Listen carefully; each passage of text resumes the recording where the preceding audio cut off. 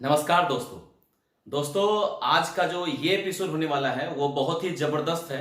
खास करके जो लोग जॉब में हैं और जो लोग जॉब की तैयारी कर रहे हैं और जो लोग जॉब ज्वाइन करना चाहते हैं, सबके दिमाग में क्या आता है? सैलरी कितनी मिलेगी, सैलरी का क्या हिसाब किताब है। और सब लोग बहुत ही संशय में है कि अगर प्रमोशन नहीं हुआ तो क्या हमारी सैलरी वही रह जाएगी जितनी स्टार्टिंग होती है, बढ़ेगी तो कैसे बढ़ती है, क्या क्या उसका पैमाना है और कितनी सैलरी बढ़ेगी, कब तक बढ़ेगी। ये तमाम तरह का जो प्रश्न आपके दिमाग में है, ये सभी प्रश्न का जवाब है ये वीडियो, जो कि मेरे ख्याल से ज्यादा लंबा नहीं होगा। तो बस बने रहिए और थोड़ा सा कंसंट्रेशन के साथ बनिएगा, थोड़ा कैलकुलेशन होगा तो अच्छे से समझिएगा चीजों को। अगर समझ में नहीं आता है तो दोबारा वीडियो देखिएगा। मेरी कोशिश है कि शायद एक बार में ही आपको पूरी बात समझ में आ जाए। चलिए शुरू करते हैं। देखिए, सैलरी के ऊपर जो है हमने इससे पहले एक वीडियो बनाया था जिसका नाम था माल पानी।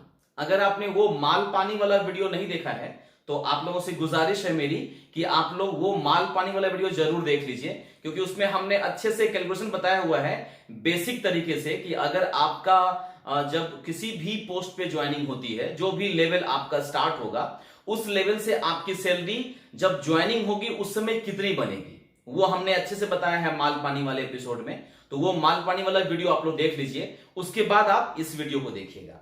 ये वीडियो जो है स्टार्ट हम लोग बेसिक पे नहीं करेंगे, हम लोग स्टार्ट करेंगे कि जब आपकी सैलरी स्टार्ट हो जाती है उसके बाद बढ़ती कैसे है और प्रमोशन होता है तो क्या क्या चेंजेस आता है। देखिए, मैं एग्जांपल लूंगा इंस्पेक्टर का ही, ज्यादा अच्छा रहेगा। अगर आप टीए हैं या टीए के पोस्ट पे हैं या आप ऑडिटर हैं तो आप उस हिसाब से इसको अपने हिसाब से कोरिलेट करके समझ सकते हैं चीजों को।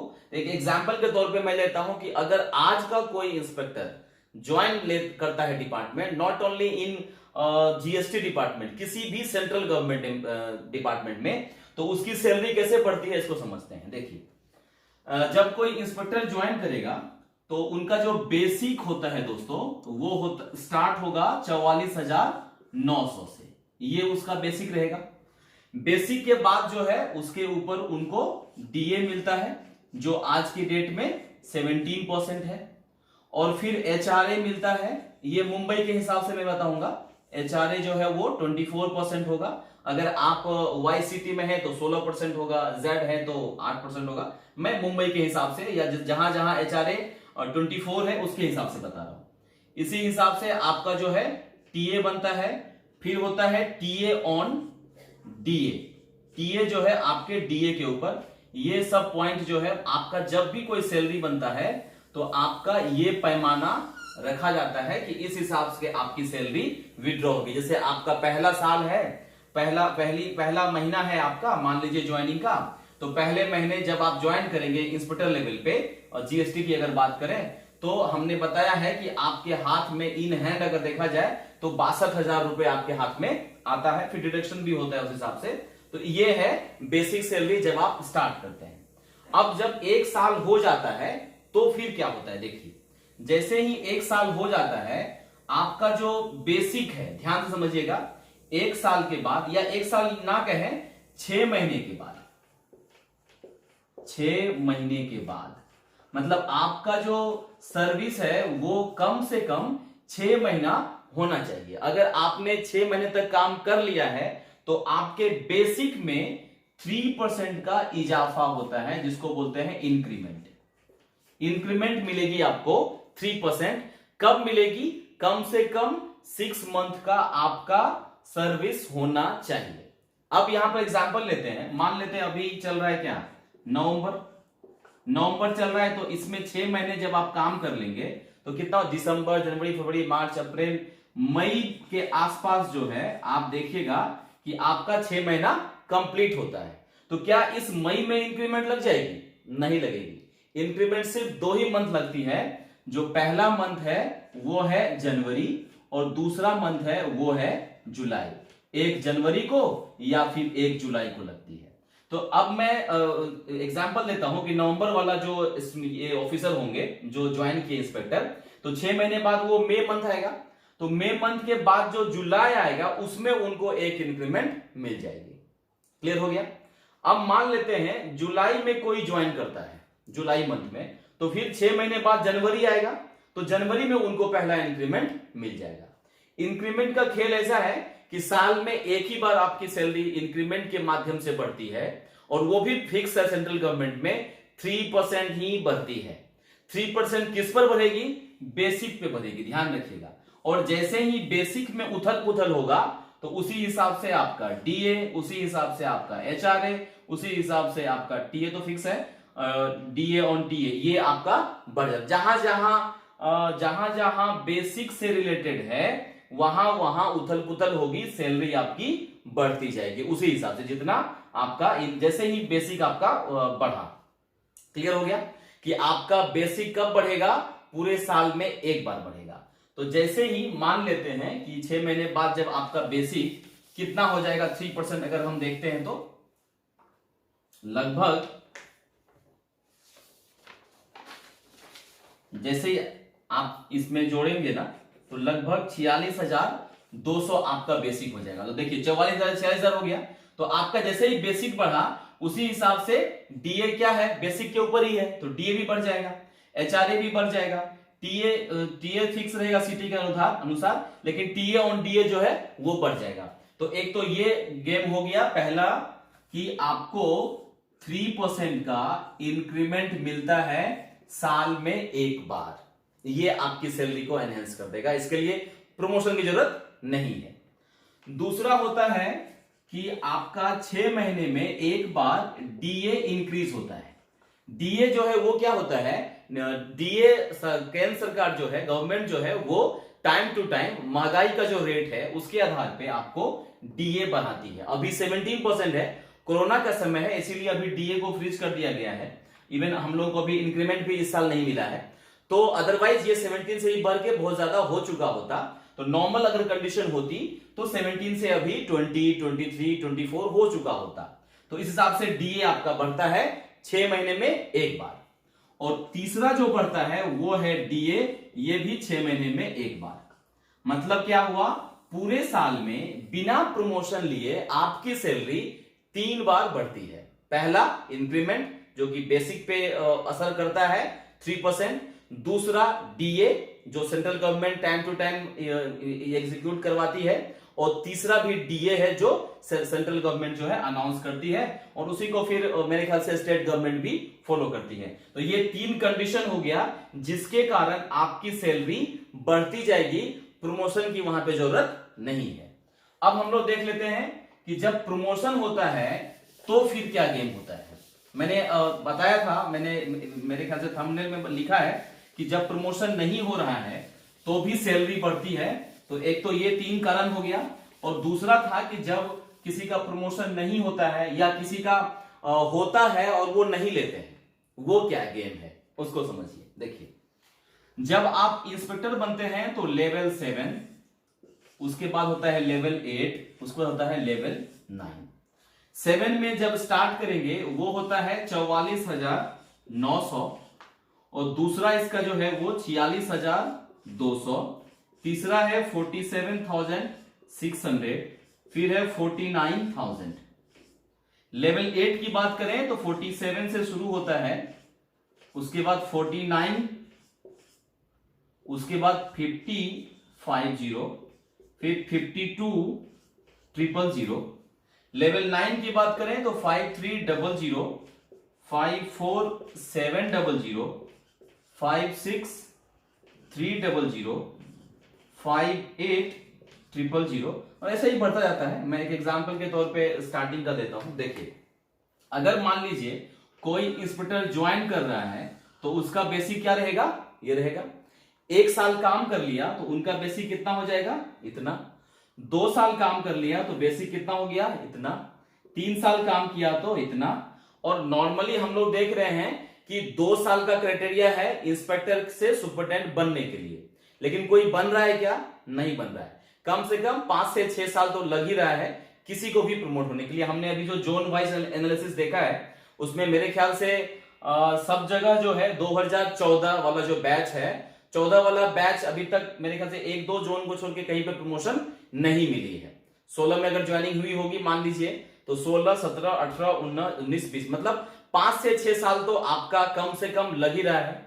तो जब आप देखिए पहले साल यहां रहिएगा, सेकेंड यहां, थर्ड यहां, 4 यहां, ऐसे करके आप जब जाइएगा 5th में और 6th में, तो आप देखिए 52,000 जो है आपका ये 6 ईयर में जो है 52,000 के बेसिक पे आप रहते हैं ऑलरेडी।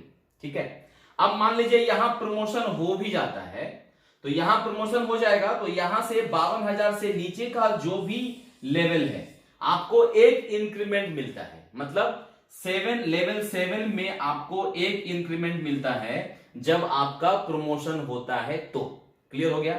मान लेते हैं यहां पर हुआ अगर प्रमोशन, तो उनका एक लेवल बढ़ा दिया जाएगा और 46,200 बेसिक की जगह 47,600 बेसिक हो जाएगा। ये क्लियर हो गया। अब देखिए जैसे यहां पर पहुंचा, अब इसको क्या करेगा, वो शिफ्ट कराएगा इधर लेवल 8 में। अगर ये दोनों सेम है, जैसे देखिए इस केस में सेम है 47,600 47,600, तो आपका लेवल तो चेंज हो गया लेकिन यहां पर इंक्रीमेंट नहीं हो रहा है, ये उसी लेवल पे रहेगा जिस लेवल पे यहां पे था। फिर से बोल रहा हूं, जैसे आप लेवल 7 में है और आपका बेसिक 47,600 पे आप ऑलरेडी जो सैलरी है वो विड्रॉ कर रहे हैं, तो आपका जब प्रमोशन हो जाएगा मान लेते हैं, तो ये हो जाएगा कितना 49,000, एक इंक्रीमेंट बढ़ेगा। मैंने बताया प्रमोशन पे एक इंक्रीमेंट बढ़ता है और फिर वो शिफ्ट हो जाता है लेवल 8 में। अगर ये बराबर है तो वही मिलता है, अगर ये कम रहता तो दूसरा इंक्रीमेंट मिलता। आप सोचते होंगे या सुने होंगे प्रमोशन मिलने के बाद ना उनको 2 इंक्रीमेंट मिला, तो 2 इंक्रीमेंट क्यों मिला, जब वो शिफ्ट करते हैं तो यहां पर उस लेवल उस अमाउंट का जो है बेसिक यहां पे नहीं होता है, उससे कम वाला होता है। कम वाला होता है या उससे ज्यादा वाला होता है, तो जब कम या ज्यादा रहेगा बराबर नहीं रहेगा तो आपको ज्यादा वाला मिलता है, तो वहां पे 2 इंक्रीमेंट उसको काउंट कर लेते हैं। लेकिन इंस्पेक्टर से सुपरटेंडेंट में जो अभी जो मैं देख रहा हूं जो प्रमोशन हो रहा है उसमें वही मैक्सिमम 1 इंक्रीमेंट मिलती है और वही इंक्रीमेंट जो है वहां पर एज इट इज शिफ्ट हो जाता है। जब आप टीए से बनते हैं, जैसे अभी टीए से आप जो है, टीए कितना है 2400 का है, तो आप देखेंगे बीच में 2800 गायब है। टीए के लिए 2800 का कोई प्रमोशन नहीं है, सीधा वो बनेंगे तो 4200 बनेंगे, तो वहां पर बहुत ज्यादा अंतर आ जाएगा। बट इन इंस्पेक्टर से सुपरटेंडेंट बनने में अगर आप 6 साल काम कर चुके हैं, 7 साल काम कर चुके हैं, तो मुश्किल से एक इंक्रीमेंट मिलती है और वो एक इंक्रीमेंट के साथ लेवल 8 में आप शिफ्ट कर जाते हैं। ठीक है, तो ये जो फायदा है सिर्फ एक इंक्रीमेंट का है और वो इंक्रीमेंट कितना सैलरी में आप देखेंगे जो इफेक्ट होगा वो 2 से 3,000 रुपए का ही इफेक्ट होता है पूरा ओवरऑल सैलरी में, क्योंकि आप ऑलरेडी उस लेवल पे इंस्पेक्टर लेवल पे आप जो सैलरी विड्रॉ कर रहे हैं वो सैलरी ऑलरेडी आप उठा रहे होते हैं, तो इसलिए ज्यादा का अंतर यहां पर देखने को नहीं मिलता है, जिसके कारण बहुत सारे इंस्पेक्टर जो है 1 साल छोड़ देते हैं, 2 साल छोड़ देते हैं और तीसरा बार जब उनका प्रमोशन होता है फिर उसके बाद शायद चांस नहीं होता है, उनको लेना पड़ता है। तो बहुत लोग जो है इंस्पेक्टर से सुपरटेंडेंट बनना नहीं चाहते हैं क्योंकि सैलरी में उतना इजाफा नहीं होता है, लेकिन जिम्मेदारी के नाम पे आप देखिए सुपरटेंडेंट की जो स्थिति है अभी, ये है सुपरटेंडेंट। नॉर्मली पहले क्या होता था, कम से कम 4 इंस्पेक्टर होते थे सुपरटेंडेंट के पास काम करवाने के लिए। ठीक है, तो सुपरटेंडेंट जो है आराम से अपने केबिन में रहते थे और 4 इंस्पेक्टर से काम करवाते थे और आराम से काम होता था। बट अभी क्या हो रहा है, सुपरटेंडेंट जो है वो अकेले पड़ गए हैं। क्यों? क्योंकि लगभग सबको धीरे धीरे करके सुपरटेंडेंट बनाए जा रहे हैं, तो इंस्पेक्टर तो है ही नहीं, तो ये सुपरटेंडेंट जो है वो इंस्पेक्टर का भी काम कर रहे हैं और सुपरटेंडेंट का भी काम कर रहे हैं, तो दोनों काम इन्हीं को करना है। तो जिम्मेदारी क्या होगी, रिस्पॉन्सिबिलिटी बहुत ज्यादा बढ़ गई और छुट्टी लेने के लिए कहां जाना पड़ेगा आपको, या तो एसी, डीसी या एडिशनल के पास। तो छुट्टी मिलना कम चांस रहेगा क्योंकि आपको जिम्मेदारी है, आपका जो भी ऑनलाइन काम होगा एआईओ पे, जो अभी जीएसटी का एआईओ हम लोग ऑल इन वन बोलते हैं, उस पे जो काम हो रहा है उसमें सारी जिम्मेदारी सुपरटेंडेंट को दे दी गई है। इंस्पेक्टर के पास ज्यादा जिम्मेदारी नहीं है, ज्यादा काम भी नहीं है इन एआईओ, तो सुपरटेंडेंट के पास पूरा काम दे दिया गया है। तो सैलरी बढ़ने के नाम पे 2 से 4,000, बट रिस्पॉन्सिबिलिटी के नाम पे पूरा रिस्पॉन्सिबिलिटी बढ़ जाती है। इसके कारण बहुत सारे लोग जो है बोलते नहीं भाई हम इंस्पेक्टर में ही खुश हैं, सैलरी का तो कोई टेंशन नहीं है, और छुट्टी के लिए हमें क्या करना पड़ेगा, जो हमारे सुपरटेंडेंट हैं उनको बोल के जाना पड़ेगा। और सुपरटेंडेंट चूंकि हमारे ग्रुप बी वाले ही होते हैं तो वो इजीली हम लोगों को छुट्टी मिल जाती है, हमें एसीडीसी के पास नहीं जाना पड़ता है, तो आराम की बंशी हम लोग बजा सकते हैं अगर आप इंस्पेक्टर लेवल पे काम कर रहे हैं तो इंस्पेक्टर में खुशी कब है? खुशी कब है? जब आप 2 साल के बाद ही प्रमोट हो जाते हैं।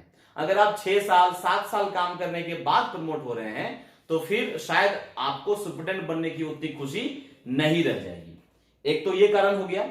दूसरा है जो नया चीज जो मैं बताना चाहूंगा, क्योंकि बहुत सारे लोग जो है इस वीडियो को देख रहे हैं जो ऑलरेडी जॉब में है, तो जो लोग जॉब में हैं उनके लिए भी ये वीडियो काम करेगा, इसलिए अच्छे से समझिएगा।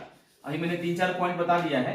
अब जो नेक्स्ट है देखिए, अगर मान लीजिए 7 साल तक आपने काम कर लिया है इंस्पेक्टर के तौर पे, ठीक है, 7 साल तक, तो मुश्किल से 3 साल और आपको काम करना है, और जैसे ही आपका 10 साल का सर्विस होता है ऑटोमेटिक आप लेवल 8 में आ जाएंगे, 7 से 8 में। और जैसे ही लेवल 8 में आते हैं तो ऑब्वियसली लेवल 7 में एक इंक्रीमेंट भी आपको मिलता है, वही सेम चीज, एक इंक्रीमेंट भी लगेगा और लेवल 8 में ऑलरेडी आप चले जाएंगे 3 साल बाद, ठीक है। तो अगर प्रमोशन नहीं भी होता है तो भी यहां पर कोई दिक्कत नहीं है, अगर आपका 7-8 साल इंस्पेक्टर के रूप में आपने काम कर लिया है। यही एक कारण था कि जो हम लोग देखे थे यूपी जोन वाला जो एनालिसिस कर रहे थे उसमें 2003 बैच के लोगों का प्रमोशन नहीं हुआ है, और वो लोग क्या चाहते हैं कि प्रमोशन ना हो तो बढ़िया है, क्योंकि ये बड़ा मगजमारी वाला काम है। समझ में आ रहा है? क्योंकि ऑलरेडी 10 साल बाद तो वो पहुंच ही जाएंगे यहां लेवल 8 में, और जब आप लेवल 8 में पहुंचते हैं तो यहां से ठीक 4 साल बाद आप पहुंच जाते हैं लेवल 9 में। ये सब के लिए रहेगा, चाहे आप इंस्पेक्टर लेवल पे हो, प्रमोशन नहीं हुआ हो तो भी आप लेवल 8 में जाएंगे, प्रमोशन नहीं हुआ हो तो भी आप लेवल 9 में जाएंगे। जैसे जैसे आपकी सर्विस की लेंथ बढ़ती जाएगी वैसे वैसे आपका लेवल चेंज होता चला जाता है। यही कारण है कि मैंने अपने 1-2 वीडियो में बताया है कि मेरी जो सुपरटेंडेंट है वो अभी जेसी के बराबर सैलरी ले रही है। तो आप समझ सकते हैं कि आपका जो है टाइम के आधार पे सैलरी नहीं रुकता है, सैलरी चलता रहेगा, सैलरी बढ़ता रहेगा। ये एक अच्छी बात है कि एक मोटिवेशन वहां से मिल जाती है, भले ही प्रमोशन ना मिले, भले ही प्रमोशन कम मिले, लेकिन आपकी सैलरी में इजाफा होता रहता है। दोस्तों मेरे ख्याल से यही मैं बताना चाह रहा था, और जो लोग को क्लियर हुआ है तो ठीक है, अगर क्लियर नहीं हुआ है तो कमेंट बॉक्स में आइए, फिर हम लोग जो है 1 बाय 1 बात करते हैं, ठीक है। थैंक यू दोस्तों, थैंक यू वेरी मच।